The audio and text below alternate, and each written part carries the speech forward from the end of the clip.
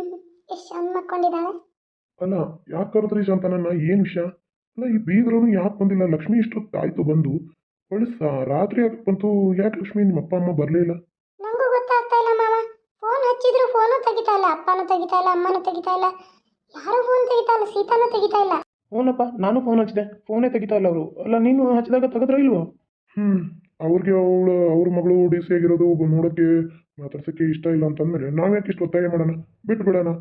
ಅದು ಹಂಗಲ್ಲ ರೀ, ನಾನು ನಿಮ್ಮ ಜೊತೆ ಮಾತಾಡ್ಬೇಕಂತ ಕರೆಸಿದ್ದೆ ಇದಕ್ಕೆ. ಎಲ್ಲರನ್ನೂ ಇಲ್ಲಿ ಯಾಕೆ ಕರೆಸಿದ್ದಂದ್ರೆ ಒಂದು ಮಾತುಕತೆ ಮಾತಾಡ್ಬೇಕಾಗೈತಿ, ಅದಕ್ಕೆ ನಾನು ಎಲ್ಲರನ್ನೂ ಕರೆಸಿದ್ದೇನೆ ರೀ. ಏನದು ಎಲ್ಲರನ್ನೂ ಕರೆದು ಮಾತಾಡುವಂಥದ್ದು? ಲಕ್ಷ್ಮಿ, ಈ ಕಡೆ ಬಾ ಇಲ್ಲವಾ, ನಿನ್ನ ಜೊತೆ ಸ್ವಲ್ಪ ಮಾತಾಡಬೇಕು. ಅದಕ್ಕೆ ಬನ್ನಿ, ಬೇಕಾದ್ರೆ ಕುಂದ್ರಿ, ನಾನು ಅಲ್ಲಿ ಖುಷಿ ಹತ್ರ ಮಾಡ್ಕೊಂಡಿರ್ತೀನಿ. ಬೇಡ ಬೇಡ ರೂಪ, ನಂಗೆ ಅಲ್ಲಿಂದ ಬರುವ ಕಾರಲ್ಲೇ ಕುಂತು ಕುಂತು ಕಾಲೆಲ್ಲ ಊದ್ಕೊಂಡ್ಬಿಟ್ಟೈತಿ. ಅದಕ್ಕೆ ಸ್ವಲ್ಪ ಇಲ್ಲೇ ನಿಂತ್ಕೋತೇನೆ. ಏನು ಹೇಳಿ ಅತ್ತೆ, ಏನು ಹೇಳಿ, ಹೇಗೆ ಹೇಳಿ ಅಂತಲೇ ಗೊತ್ತಾಗ್ತಾ ಇಲ್ಲ. ಹೆಂಗೆ ಹೇಳ್ತಿ? ಹೇಳಿನ ಟೈಮ್ ವೇಸ್ಟ್ ಮಾಡೋ ಬದ್ಲಿ ರಾತ್ರಿ ಬಂದೈತೆ, 9:30 ಆಯ್ತು, ಊಟ ಮಾಡಿ ಮಲ್ಕೋಬೇಕು. ಪಾಪ ಅಕ್ಕಿಗೂ ಅಷ್ಟು ದೂರಿಂದ ಬಂದು ಸುಸ್ತಾಗೈತಿ. ಸುಸ್ತಾಗಕ್ಕ ಅವ್ರ ಮನೆ ವಿಷಯನ ರೀ ನಾನು ಮಾತಾಡಬೇಕಾಗಿರೋದು. ಅವ್ರ ಮನೆ ವಿಷಯನ ನಾನು ಹೇಳ್ಬೇಕಾಗಿರೋದು. ಏನದು? ಏನು ಹೇಳಪ್ಪ ಮಗನೇ, ಸುಮ್ಮನೆ ನಿತ್ಯಲ್ಲ. ಅಲ್ಲ ಅಮ್ಮ, ನಾನೇನು ಹೇಳಿ? ಅವತ್ತು ನೀವೇ ತಾನೇ ಮಾತಾಡಿದ್ದು ಅಪ್ಪ. ಲಕ್ಷ್ಮಿ ಅತ್ತಿಗೇನು ಬರ್ತಾ ಇದ್ದಾರೆ, ಇನ್ನು ಇಬ್ಬರಿಗೂ ಒಂದೊಂದು ಮೊಮ್ಮಕ್ಕಳನ್ನ ಕೊಟ್ಟು ಕುಂಡ್ರಿಸು, ಅದು ನೀವು ಕೆಲಸ ಮಾಡಿರಿ ಅಂತ. ಆ ವಿಷಯದಾಗ ಅಮ್ಮ ಬಾಯ್ಬಿಟ್ಟಿದ್ದು, ಆಕಿ ಟ್ಯಾಬ್ಲೆಟ್ ತೊಗೊಳತ್ತಾಳೆ, ಇನ್ನು ನಿಲ್ಲಿಸು ಅಂತ ಹೇಳಿದ್ದು. ಆ ಟ್ಯಾಬ್ಲೆಟ್ ತೊಗೊಳ್ಳೋ ವಿಷಯ ನನಗೆ ಗೊತ್ತೇ ಇರಲಿಲ್ಲ. ನಾನು ಹೇಳಿ ತೊಗೋತಾನೆ ಇರಲಿಲ್ಲ ಸೀತಾ, ಅದು ನನಗೆ ಗೊತ್ತಾಯಿತು. ಆಮೇಲೆ ಅಮ್ಮ ಕೇಳಿದಾಗ ಅಂದಿದ್ಲಂತ ಸೀತಾ, ನನ್ನ ಗಂಡನೇ ತೊಗೊಂಡಿದ್ದಾರೆ, ನಾನು ತೊಗೊಳತ್ತೀನಂತೆ. ಆದರೆ ಈ ಮಾತು ನಾನು ಅಂದೇ ಇರಲಿಲ್ಲ. ನಾನು ಹೋಗಿ ಅವಳನ್ನ ಕೇಳಿದಾಗ, ಏನು ಹೇಳ್ತಾ ಇದ್ದೀರಾ ರಾಜವ್ರೆ? ನನ್ನ ತಂಗಿ ಈ ರೀತಿ ಮಾತಾಡಿದ್ಲ? ಊರಿ ನಾನು ಯಾಕೆ ಸುಳ್ಳು ಹೇಳಿ? ಇನ್ನು ಮುಂದೆ ನನಗೆ ಮಕ್ಕಳು ಬೇಡ, ನಾನು ನಿಮ್ಗೆ ಡೈವರ್ಸ್ ಕೊಡ್ತೀನಿ ಅಂತ ಹೋಗ್ತು. ಅವಳಿಗೆ ಗೊತ್ತು ನನ್ನ ಮಗ ಆಕೆನ ಬಿಟ್ಟಿರೋಕ್ಕಾಗಲ್ಲ ಅನ್ನೋದು, ಅದಕ್ಕೆ ನಾಟಕ ಮಾಡ್ಕೊಂಡು ಹೋಗ್ತಾ ಇದ್ದಾಳೆ ಲಕ್ಷ್ಮಿ.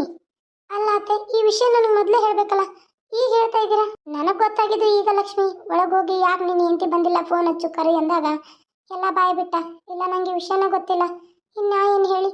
ನೋಡು ಲಕ್ಷ್ಮಿ, ನಿಮ್ಮ ತಂಗಿಗೆ ನೀನೇ ತಿಳಿ ಹೇಳಬೇಕು. ಇದನ್ನ ತಿಳ್ಕೊಂಡು ನಿಮ್ಮ ಅಪ್ಪ ಅಮ್ಮನೂ ಸುಮ್ಮನಿದ್ದಾರೆ ಅಂದರೆ ಎಷ್ಟು ಅವರಿಗೆ ಮಕ್ಕಳ ಮೇಲೆ ಕಾಳಜಿ ಇದೆ, ಅವರ ಬಾಳೆನ ಸುದ್ದಿ ಮಾಡ್ಬೇಕು ಅನ್ನೋದು ಎಷ್ಟು ಅವ್ರ ತಲೆಯಲ್ಲಿದೆ ಅಂತ ಗೊತ್ತಾಗ್ಬಿಡುತ್ತೆ ನೋಡವ. ನೀವು ನನಗೆ ಮೊದಲೇ ಹೇಳಿಬಿಟ್ಟಿದ್ರೆ ನಾನು ಇದಕ್ಕೆ ಏನಾದರೂ ತೀರ್ಮಾನ ತಗೋತಿದ್ದೆ. ಅವಳು ಮನೆ ಬಿಟ್ಟು ಹೋಗೋಷ್ಟು ಕೆಟ್ಟವಳಾಗ್ಬಿಟ್ಟಿದ್ದಾಳ. ಯಾಕೆ ಈ ಸಲ ಸೀತಾ ಇಷ್ಟು ಮಾಡ್ತಾ ಇದ್ದಾಳತ್ತೆ? ನನಗಂತೂ ಗೊತ್ತಾಗ್ತಲ್ಲ. ಈ ಸಲ ಯಾಕೋ ನನಗಂತೂ 2 ವರ್ಷ ಆದ್ರೂ ಒಂದಿನ ಫೋನ್ ಮಾಡಿಲ್ಲ ಅವಳು. ನಾನಾಗಿ ಫೋನ್ ಮಾಡಿದ್ರು ಬ್ಯುಸಿ ಇದ್ದೀನಿ, ಅದನ್ನು ಮಾಡ್ತಾ ಇದ್ದೀನಿ, ಇದನ್ನು ಮಾಡ್ತಾ ಇದ್ದೀನಿ, ಆಮೇಲೆ ಮಾಡ್ತೀನಿ, ಇನ್ನೊಂದು 5 ನಿಮಿಷ ಬಿಟ್ಟು ಮಾಡ್ತೀನಿ, ಇದನ್ನೇ ಹೇಳ್ಕೊತ ಬಂದತ್ತೆ. ಒಂದೀಟು ನನ್ನ ಜೊತೆ ಮಾತಾಡಿಲ್ಲ. ಅಕ್ಕ ಹೇಗೆ ಸ್ಟಡಿ ಮಾಡ್ತಾ ಇದೆಯಾ ಅಂತ ಕೇಳಲಿಲ್ಲ. ಅಕ್ಕ ಏನು ಈಗ ಎಲ್ಲಿದೆಯಾ ಅಂತ ಕೇಳಲಿಲ್ಲ. ಏನು ಓದ್ತಾ ಇದೆಯಾ ಅಂತ ಕೇಳಲಿಲ್ಲ. 2 ವರ್ಷ ನನ್ನನ್ನು ಮರ್ತೇ ಬಿಟ್ಲು ನನ್ನ ತಂಗಿ ಅಂದ್ಕೊಂಡೆ. ಸರಿ ಬಿಡು, ನಾನು ಓದೋದ್ರಲ್ಲಿ ಇಂಟ್ರೆಸ್ಟ್ ಕೊಡೋಣ. ಯಾಕೋ ಅವಳಿಗೆ ನನ್ನ ಜೊತೆ ಮಾತಾಡೋಕ್ಕೆ ಇಂಟ್ರೆಸ್ಟ್ ಇಲ್ಲ ಅಂದಮೇಲೆ ಯಾಕೆ ಮಾತಾಡಬೇಕು ಅಂತ ನಾನು ಸುಮ್ಮನೆ ಆಗೈತೆ. ಆದರೆ ಅವಳು ಈ ರೀತಿ ಆಗ್ತಾ ಇದ್ದಾಳೆ ಅಂತ ನಂಗೆ ಗೊತ್ತೇ ಇಲ್ಲ. ಅದಕ್ಕೆ ಅವಳು ಮೊದಲು ಇದ್ದಾಗಿಲ್ಲ, ಮೊದಲು ನಿಮ್ಮ ಮೇಲೆಷ್ಟು ಕಾಳಜಿ ಇದ್ದಲ್ಲ, ಅವಳು ಈಗಿಲ್ಲ. ನಿಮ್ಮನ್ನು ದ್ವೇಷಿಸ್ತಾಳೆ ಅವಳು. ಎಲ್ಲರೂ ಲಕ್ಷ್ಮಿ ಲಕ್ಷ್ಮಿ ಲಕ್ಷ್ಮಿ ಅಂತಾರಂತ ನಿಮ್ಮ ಮೇಲೆ ಕೆಡಕಾರ್ತಾಳೆ. ನಿಮ್ಮ ಹೆಸರೇ ನಾನು ಎತ್ತಬಾರ್ದು. ನಿಮ್ಮ ಹೆಸರು ಎತ್ತಿದ್ರೆ ಅವತ್ತು ನನ್ನ ಜೊತೆ ಮಾತೇ ಇಲ್ಲ, ಗೊತ್ತಾ? ಇಷ್ಟೊಂದು ಕಠೋರ ಆಗಿರೋದನ್ನ ನಾನು ನೋಡಿಲ್ಲ ಲಕ್ಷ್ಮಿ ಅದಕ್ಕೆ. ಅವಾಗ ನಾನು ನಿಮಗೆ ಇಷ್ಟಪಡ್ತಾ ಇರಲಿಲ್ಲ, ನಿಜ, ಅದು ನಾನು ಒಪ್ಕೋತೀನಿ. ಅವ್ರನ್ನ ತುಂಬ ಇಷ್ಟಪಡ್ತಾ ಇದ್ದೆ, ಆದರೆ ಅವರಿಗೆ ನಾನು ಸುಂದರವಾಗಿದ್ದೀನಿ ಅನ್ನೋ ಆ್ಯಟಿಟ್ಯೂಡು ಇಷ್ಟಿದೆ ಅಂತ ನನಗೆ ಗೊತ್ತಿರಲಿಲ್ಲ. ಅಲ್ಲ, ಈ ರೀತಿ ಮಾಡ್ತಾರೆ ಅಂತ ನಾನು ಎಷ್ಟು ಸುಂದರವಾಗಿ ಬ್ಯೂಟಿಫುಲ್ ಆಗಿ ಇದ್ದು ಇಂಥ ದೊಡ್ಡ ಮನೇಲಿ ಹುಟ್ಟಿ ಒಂದು ಮಗು ಆಡ್ದಿಲ್ವಾ ರೀ? ನಾವು ಅಮ್ಮನ ಮನೆಗೆ ಹೋಗೋಣ, ಬರ್ತೀರಾ? ಬೇಡಮ್ಮ ಲಕ್ಷ್ಮಿ, ಬೇಡ. ನೀನಾಗೆ ಹೋಗಿ ಅವಳನ್ನ ಕರೆಯೋದು ಬೇಕಾಗಿಲ್ಲ. ರಾಜು, ನೀನು ಕೂಡ ನಿನ್ನ ಹೆಂಡತಿನ ಕರಿಕೊಡ್ದು.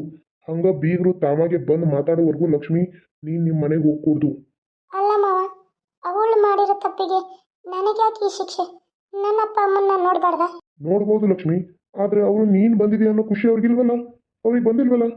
ಹಾಗಂತ ನಾನು ನನ್ನ ತಂದೆ ತಾಯಿನ ನೋಡಬಾರ್ದು ಅನ್ನೋದು ಎಷ್ಟರ ಮಟ್ಟಿಗೆ ಸರಿ ಮಾವ? ನೋಡು ಲಕ್ಷ್ಮಿ, ನಿಮ್ಮ ತಂಗಿ ತಾನಾಗೆ ತನ್ನ ತಪ್ಪಾಯಿತು.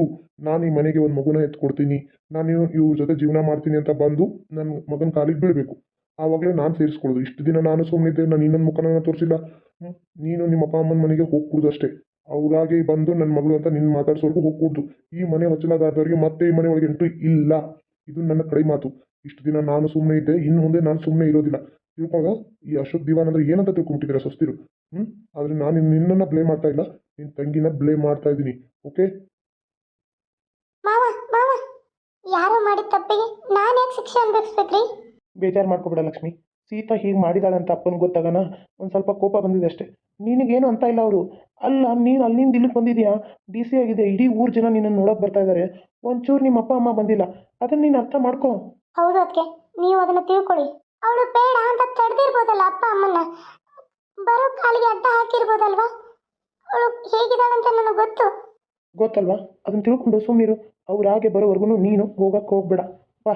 ಅಲ್ಲ ರೀ, ಅವಳು ಮಾಡಿರೋ ತಪ್ಪಿಗೆ ನಾನು ನಮ್ಮಪ್ಪ ಅಮ್ಮನ ನೋಡಬಾರ್ದು ಅಂದ್ರೆ ಯಾವ ನ್ಯಾಯ? ಲಕ್ಷ್ಮಿ, ಕಣ್ಣೀರು ಹಾಕ್ಬಿಡಮ್ಮ. ಇಲ್ಲಿ ನೋಡಿರಿ ಅತ್ತೆ, ನನಗೆ ನಮ್ಮಮ್ಮನ ನೋಡ್ಬೇಕಂತ ಆಸೆ ಇರುತ್ತೆ. ನಾನು ನಿಮಗೆ ಮಗು ಎತ್ಕೊಡಲ್ಲ ಅಂದಿಲ್ವಲ್ಲ? ಆಯ್ತು, ನಾನು 1 ವರ್ಷ ತಂದು ಕೊಡ್ದೆ ನಿಮಗೆ ಮೊಮ್ಮಗನ ಕೊಡ್ತೀನಿ. ಆದರೆ ಅದು ಅವಳಿಗೆ ಬಿಟ್ಟಿರೋದು. ನನ್ನ ಕರ್ತವ್ಯ ನಾನು ಮಾಡ್ತೀನಿ ಅತ್ತೆ.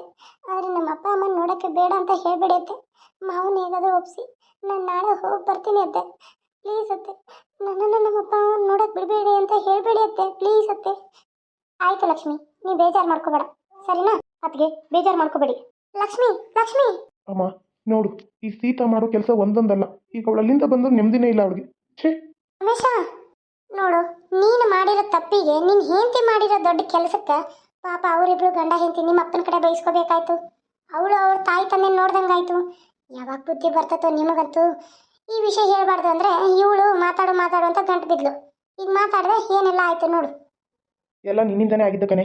ನಾನು ಈ ವಿಷಯನ ಹೇಗೋ ಹ್ಯಾಂಡಲ್ ಮಾಡ್ತಿದ್ದೆ. ನೀನೇ ಎಲ್ಲ ಹೇಳು ಅಂತ ಅಮ್ಮನ ತಲೆ ತಿಂದೆ. ಅಯ್ಯೋ, ಅದಕ್ಕೀಗ ನನ್ನ ಮೇಲೆ ಗುಡ್ಡ ಕುಂಡಿಸ್ತಾ ಇದೆಯಾ? ನಾನು ಇಲ್ಲಿ ಬಂದದ್ದೇ ತಪ್ಪಾಯ್ತಾ ಏನು?